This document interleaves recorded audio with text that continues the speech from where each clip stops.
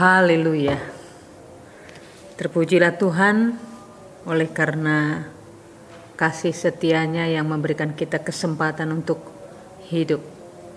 Selamat berjumpa kembali dalam ibadah online tanggal 17 Mei tahun 2020. Kali ini kita akan berbicara tentang Roh Kudus dijanjikan bagi umatnya. Kita tahu bahwa Roh Kudus ini dijanjikan kepada umatnya, dan saya akan membacakan 2 ayat dari Yohanes 14 ayat 16 sampai dengan 17. Demikian firman Tuhan. Ayat 16, aku akan meminta kepada Bapa dan ia akan memberikan kepadamu seorang penolong yang lain, supaya ia menyertai kamu selama-lamanya. Menyertai kamu selama-lamanya. Ayat 17, yaitu Roh kebenaran, dunia tidak dapat menerima dia sebab dunia tidak melihat dia dan tidak mengenal dia, tetapi kamu mengenal dia sebab ia menyertai kamu dan akan diam di dalam kamu. Tadi saudaraku bahwa Roh Kudus akan menyertai setiap orang yang percaya kepada Kristus, dan akan menyertai, Roh Kudus itu akan menyertai selama-lamanya dan diam di antara kita. Siapakah Roh Kudus itu, saudaraku? Roh Kudus itu yang pertama adalah pribadi Allah Bapa. Matius 28 ayat 19, karena itu pergilah, jadikanlah semua bangsa muridku, baptislah mereka dalam nama Bapa, Anak, dan Roh Kudus. 1 Yohanes 5 ayat 7, sebab ada 3 yang memberi kesaksian di dalam surga, Bapa, Firman, dan Roh Kudus, dan ketiganya adalah satu. Kalau tadi siapa Roh Kudus itu, maka Roh Kudus itu adalah Allah sendiri atau Roh kemuliaan. 1 Petrus 4 ayat 14, berbahagialah kamu jika kamu dinista karena nama Kristus, sebab Roh kemuliaan yaitu Roh Allah ada padamu. Roh Kudus akan memberikan kekuatan kepada seseorang apabila dia dinista, mengalami penderitaan, karena fungsi Roh Kudus itu antara lain adalah menuntun setiap orang dalam kebenaran. Artinya membimbing seseorang untuk ada di dalam kekuatan dan keperkasaan. Karena apabila Roh Kudus turun atas kamu, maka kamu akan menerima kuasa. 2 Korintus 3 ayat 17-18, sebab Tuhan adalah roh, dan di mana ada roh Allah, di situ ada kemerdekaan. Maka roh Allah itu akan membuat seseorang itu merasa bahwa ada kemerdekaan dalam setiap kehidupan yang terkungkung. Dan kita semua mencerminkan kemuliaan Tuhan dengan muka yang tidak berselubung, karena kemuliaan itu datangnya dari Tuhan yang adalah roh. Maka kita diubah menjadi serupa dengan gambarnya dalam kemuliaan yang semakin besar. Kemudian Roh Kudus disebutkan juga sebagai Roh Yesus. Kisah Para Rasul 16 ayat 7, dan setibanya di Misa, mereka mencoba masuk ke daerah Bitinia, tetapi Roh Yesus tidak mengizinkan mereka.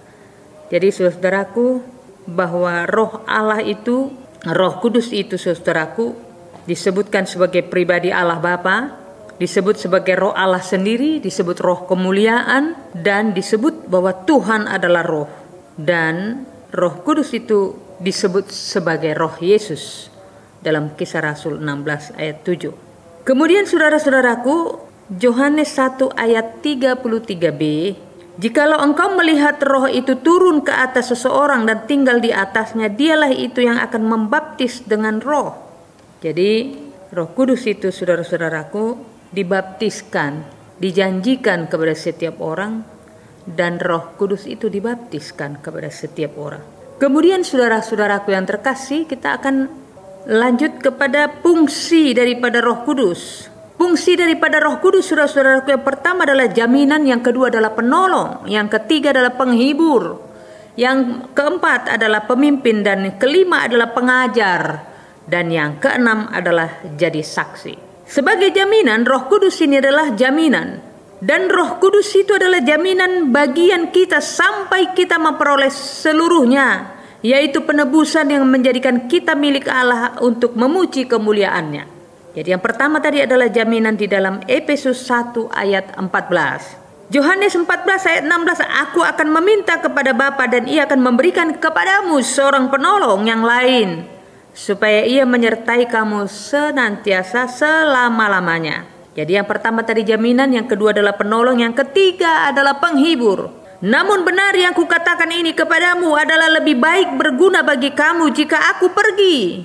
Sebab jikalau aku tidak pergi, penghibur itu tidak akan datang kepadamu. Tapi jikalau aku pergi, aku akan mengutus dia kepadamu. Jadi yang pertama adalah jaminan, yang kedua adalah penolong, dan yang ketiga adalah penghibur. Dan Yesus tidak membiarkan kita menjadi yatim piatu, dan dia akan memberikan kepada kita, mengutus Roh Kudus untuk menghibur, memberikan penghiburan kepada umat-umatnya. Yohanes 16 ayat 13 adalah sebagai pemimpin, tetapi apabila ia datang, yaitu Roh kebenaran, ia akan memimpin kamu ke dalam seluruh kebenaran, sebab ia tidak akan berkata-kata dari dirinya sendiri, tetapi segala sesuatu yang didengarnya itulah yang akan dikatakannya, dan ia akan memberitakan kepadamu hal-hal yang akan datang. Jadi Roh Kudus itu, saudaraku, memimpin setiap orang untuk masuk ke dalam setiap jalan kebenarannya. Pengajar, saudara-saudaraku, Roh Kudus itu juga mengajar. Yohanes 14 ayat 26. Tetapi penghibur, yaitu Roh Kudus yang akan diutus oleh Bapa dalam namaku, dialah yang akan mengajarkan. Dialah yang akan mengajarkan. Sekali lagi, dialah yang akan mengajarkan segala sesuatu kepadamu dan akan mengingatkan kamu akan semua yang telah kukatakan kepadamu. Saudaraku yang terkasih dalam Tuhan Yesus, fungsi Roh Kudus adalah jaminan, penolong, penghibur, pemimpin, pengajar, dan menjadi saksi. Dan kalau nanti, saudaraku, tentu Roh Kudus seperti yang dijanjikan oleh firman-Nya. Saudaraku yang terkasih, mengapa perlu Roh Kudus dicurahkan bagi umatnya? Kisah Para Rasul 1 ayat 6, saudara-saudaraku. Maka bertanyalah mereka yang berkumpul di situ, Tuhan, maukah engkau pada masa ini memulihkan kerajaan bagi Israel? Lalu Roh Kudus perlu dicurahkan, saudara-saudaraku, adalah untuk kepentingan gereja. Supaya gerejanya penuh dengan Roh Kudus. Supaya gerejanya dipersatukan. Supaya gerejanya dipulihkan dan diperbaharui. Supaya gerejanya menjadi dipulihkan oleh kuasa Roh Kudus. Kemudian mengapa Roh Kudus perlu dicurahkan, saudaraku? Roh Kudus akan menjadi kesaksian nanti di sorga. Yohanes 5 ayat 7 sampai 8. Sebab ada 3 yang memberi kesaksian di dalam sorga, yaitu Bapa, Firman, dan Roh Kudus. Saya ulangi, sebab ada 3 yang memberi kesaksian di dalam sorga, yaitu Bapa, Firman, dan Roh Kudus, dan ketiganya adalah satu. Saudaraku yang terkasih di dalam nama Tuhan Yesus Kristus, sebagai kesaksian di sorga tadi, ya saudara-saudaraku, bahwa dikatakan Bapa, Anak, dan Roh Kudus akan menjadi saksi, ya, dan salah satu saksinya adalah Roh Kudus, dan ketiganya adalah satu. Dan ayat 8 di dalam Yohanes 5 ayat 8, dan ada 3 yang memberi kesaksian di bumi, roh, dan air, dan darah, dan ketiganya adalah satu. Saudaraku yang terkasih, mengapa Roh Kudus dicurahkan adalah untuk memberikan keberanian percaya kepada setiap orang untuk memberitakan Injil. Mengapa ada orang yang mati martir, saudara-saudaraku? Untuk memberitakan Injil keselamatan itu, ada orang yang berani mati martir. Dan saya pikir keberanian seseorang untuk memberitakan Injil sampai mati martir itu karena Roh Kudus yang menguatkan seseorang. Kisah Rasul 4 ayat 31 berkata, dan ketika mereka sedang berdoa, goyanglah tempat mereka berkumpul itu, dan mereka semua penuh dengan Roh Kudus. Lalu mereka memberitakan firman Allah dengan berani. Mereka memiliki keberanian percaya untuk memberitakan Injil, memberitakan firman Allah, untuk melakukan penginjilan dengan berani. Kemudian saudaraku, Roh Kudus memperbaharui umatnya. Titus 3 ayat 5, Pada waktu itu Dia telah menyelamatkan kita bukan karena perbuatan baik yang telah kita lakukan, tetapi karena rahmat-Nya oleh permandian kelahiran kembali dan oleh pembaharuan yang dikerjakan oleh Roh Kudus. Roh Kudus melakukan pembaharuan. Itu sebabnya saudaraku bahwa Roh Kudus perlu dicurahkan bagi umatnya adalah untuk kepentingan gereja, supaya gereja itu penuh dengan Roh Kudus. Gereja dipersatukan, gereja dipulihkan, diperbaharui, dan saksi di sorga. Nah, saudaraku yang terkasih, ketika Roh Kudus diterima oleh seseorang, ketika gereja Tuhan dipenuhi dengan Roh Kudus, maka pada waktu orang menerima Roh Kudus, maka di dalam dirinya terjadi pembaharuan.